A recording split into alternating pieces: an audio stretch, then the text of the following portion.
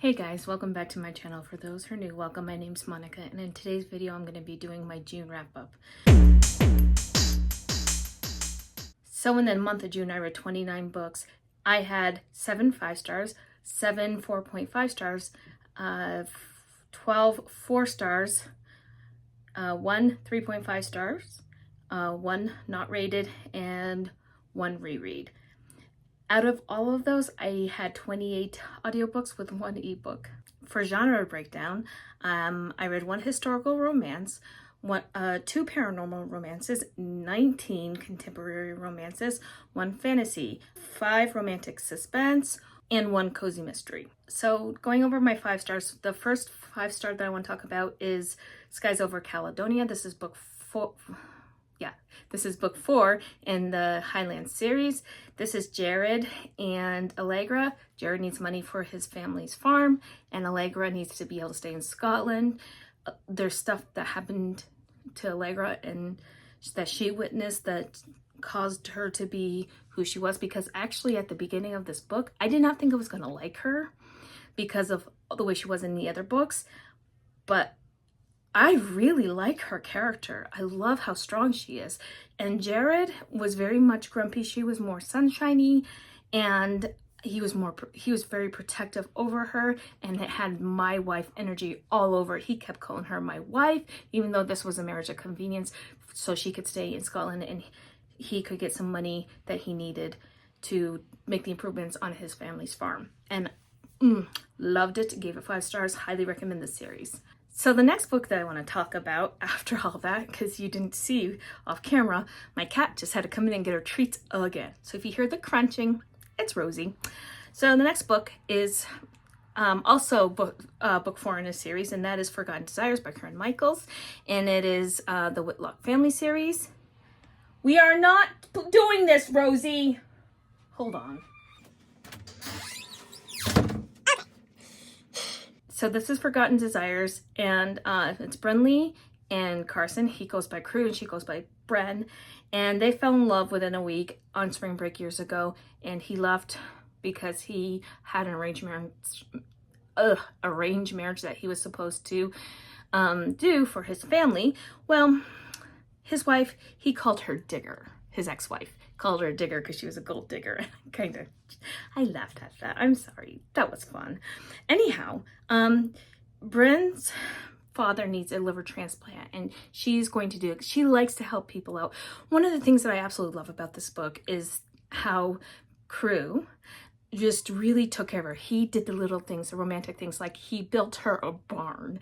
He made sure she was covered and everything, and it was just so perfect. I loved it. This is a great second chance romance. I loved the plot, and I loved that Crew was a dirty talker, but with all the romantic gestures. 5 stars all the way.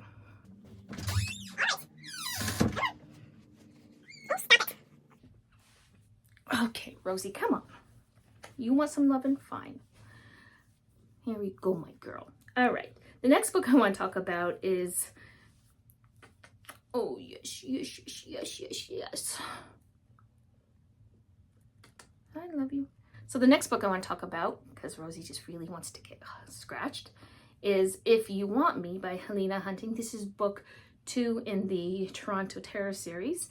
And this is Peggy Aurora Hammerstein's story with Hollis Hendricks. I said her full name because it matters with the plot. You want to get down now? Okay. Aurora goes by Aurora with everyone who knows her, with the exception of her dad, and at the beginning, Hollis. They call her Peggy because Peggy to her is a little girl's name, and then the team calls her Hammer because her last name's Hammerstein. So that's why I said her name. Sorry, I got cat hair on my nose.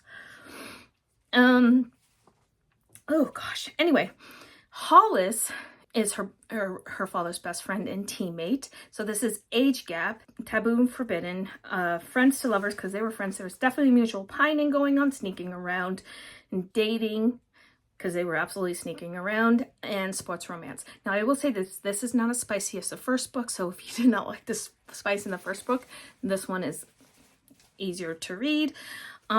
This one we see characters from the Pucked series and the Little Lies series, which I really loved seeing them. Hollis has Aurora go into his apartment when he's away on away games to feed his 2 cats and give them scratches, post him alone.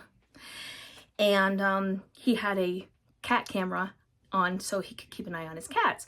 Well, she left a superhero themed sex toy in his room, and yeah, it kind of goes from there. She was kind of pushing for it a little bit, and he's like, well, I don't want to lose my friendship with your dad. I think it's a 12 years age gap because her dad was a teen dad when he had her. And the one thing is that the chemistry stemmed from their emotional connection, because they were very much emotionally connected to each other. There was caretaking in this because she took care of him when he got hurt with his knee. I thought the character growth was well done in this. The characters were well plotted, well developed. The romance was gorgeous, and it made sense for the conflict. Everything about this book was just done really, really well. And then one of the things that I really liked to see the relationship growth, and it's going back to her name. The beginning, he called her Peggy. He never called her Hammer. He always called her Peggy. But as you see the romance grows, he stops calling her Peggy, starts calling her Aurora. And he knows her more than her dad knows her because she doesn't tell her dad everything. He knows what her favorite color is, what her favorite flavors are. Her dad thinks she's a pink girl and she's not. This was really fantastic. I got the ALC for this from Helena Hunting and Good Girl PR.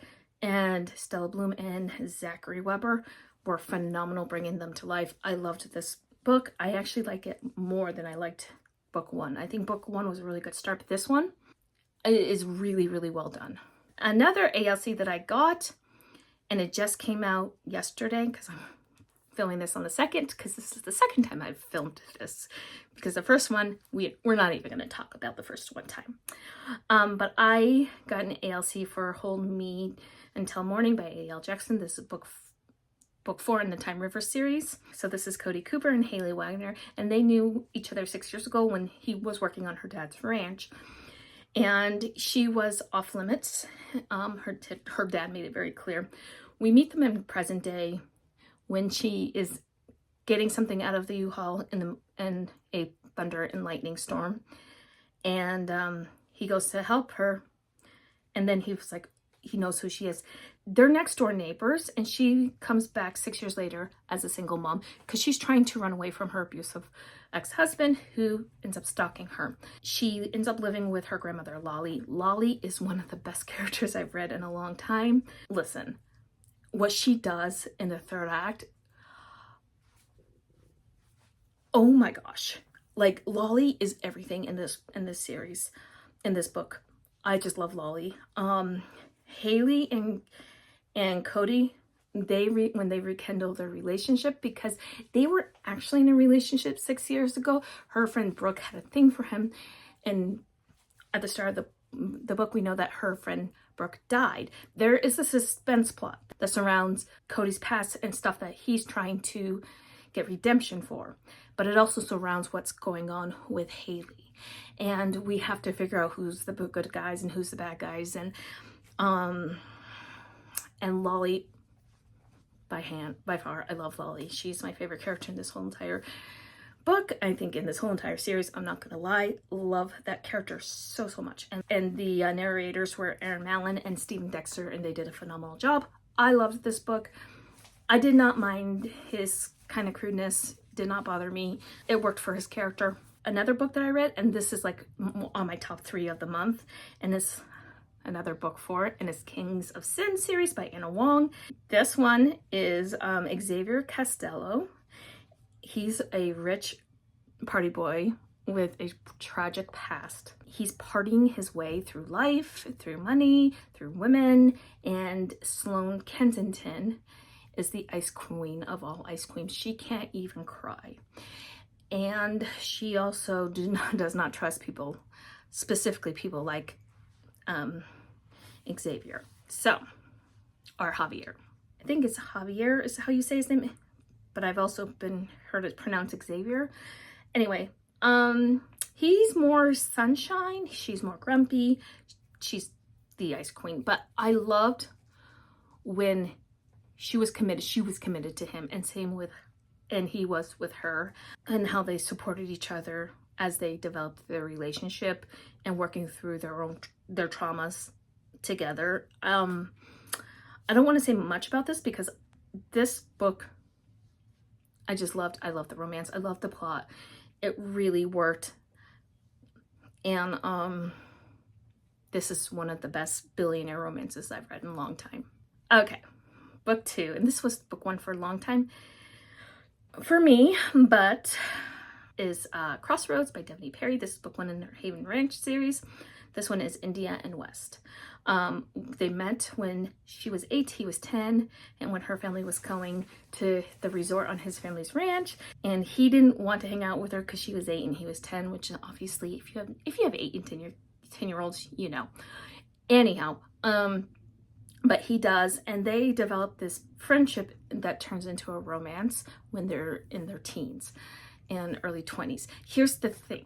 This book is told in dual timeline. So we start in the present when India buys his family's ranch. He doesn't know everything because his dad never really told him anything.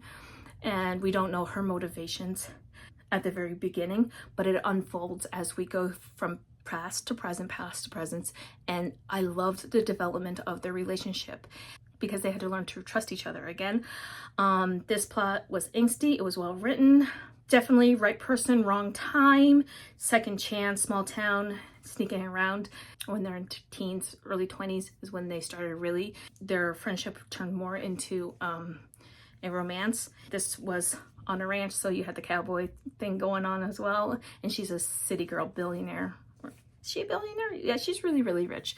Anyway, loved this. Gave it 5 stars. And I highly recommend this one. And the last one is for my top read for June is Love Unwritten by Lauren Nasher. This is book 2 in the Lakefront Billionaires series. And I also had a ALC for this from Valentine PR and Lauren Asher. Vanessa Edwin and Noah B. Perez were the narrators, and they did such a good job. This story is very, very well done. So Ellie Sinclair has a crush on Rafael Lopez in high school because they went to high school together. He was a senior, she was a sophomore, but then she becomes a nanny to his son. His name, we call him Rafa because that's his nickname. This is single dad nanny, grumpy sunshine, beach vibes, good disability, mental health rep, as well as she's a songwriter and he's a billionaire hero. His son has a degenerative eye disease that's genetic, and she keeps something from Rafa at the beginning, and he fires her, causes Nino, his son, to boycott him. Rafa is jealous of her relationship with Nino, but because of Nino, he brings her back. She's given him music lessons and as well as being his nanny. So they go to Hawaii so Nino can have sight memories, so he can remember the flowers, the blue sky, the blue water, the island, playing in the sand with Ellie and his dad, and all that stuff. Listen, he rents her a yacht because she gets airsick on a plane when he finds that out. They begin their relationship for Nino because Nino is the most important thing to both of them.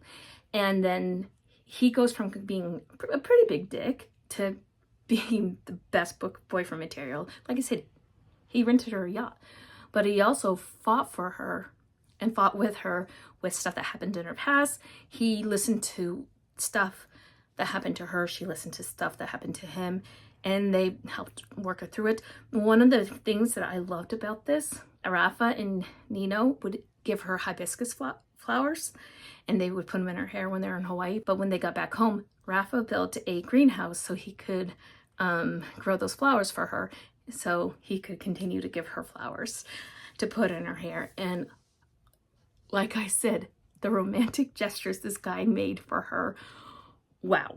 Okay, and I loved her character growth because she really, really grew. There is trigger warnings for childhood abuse, cutting, childhood food insecurity, compulsive eating, absentee parent, and a genetic degenerative eye disease.